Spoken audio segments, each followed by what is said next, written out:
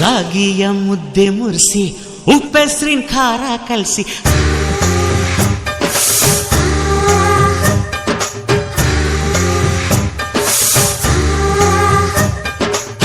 ರಾಗಿಯ ಮುದ್ದೆ ಮುರಿಸಿ ಉಪ್ಪೆಸ್ರಿನ ಖಾರ ಕಲಸಿ ರಾಗಿಯ ಮುದ್ದೆ ಮುರಿಸಿ ಉಪ್ಪೆಸ್ರಿನ ಖಾರ ಕಲಸಿ ಬೆಳ್ಳನೆ ಬೆಳ್ಳದಿಂಗಳಲ್ಲಿ ಉಂಡೆದ್ದು